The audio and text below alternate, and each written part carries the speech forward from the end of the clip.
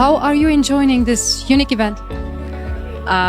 Very pleasurable to engage with so many different perspectives, different ages, different sectors on a topic that hits us all, right? Today was AI. We're all affected by it. And for me, it was a lot of learning.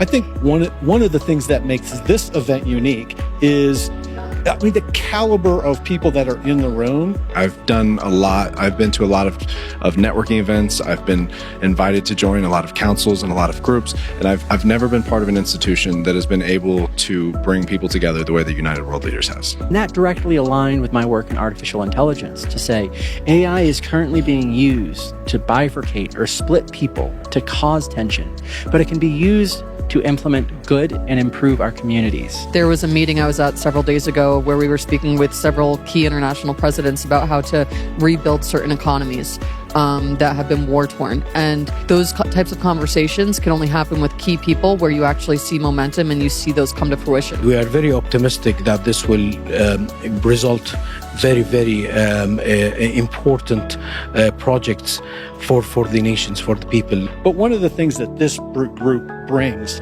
is a gravitas. They've committed to making themselves better in their business environment, in their financial relationships. Because a lot of people love to sit in a smoky bar or whatever and talk about it in theory. There are very few people who can actually make that happen. It does take a huge team, and it does take a lot of collaboration and trust. We are all about advancing digital transformation for countries and ecosystems around the world, and what greater event and organization to align ourselves with. There's a nice mix of younger people and experienced people here, and I think that it's important to make sure that younger people can see that they have a way into becoming future leaders of the world.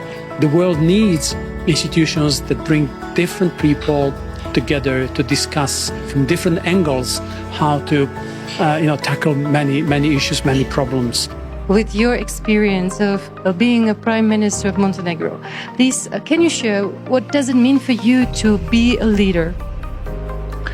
Well, it is a big responsibility, first of all. I think being in the unique position to hold public office, to lead your country, basically make decisions that affect every man's lives, the families, the households, it's a big burden.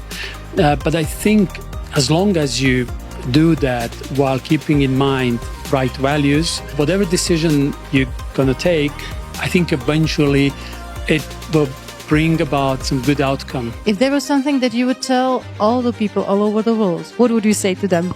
Well, speaking of AI, which has been part of the focus here tonight, a lot of people think of AI as something that's happening to us. I call it the Terminator fallacy, saying it's going to destroy humanity, it's going to disrupt the economy. I'd like to say is this has the ability to democratize people's power. It can improve economy if we democratize it and help people learn it. Leadership is more of learning, it's more of responsibility and service, and knowledge is actually the most important part of leadership. I think it is fine to feel confidence, but I think it's also important to learn from around yourself.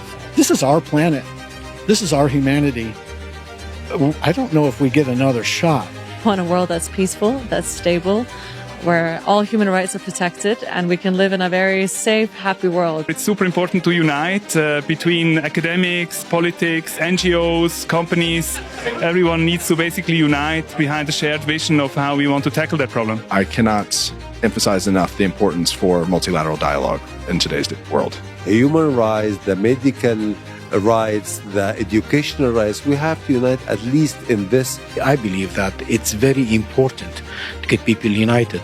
And when we sit together, the differences will go, away. We have an obligation to pull up another generation behind us, and all the people that we interact with, the people that we work with, they need to feel some of that love too.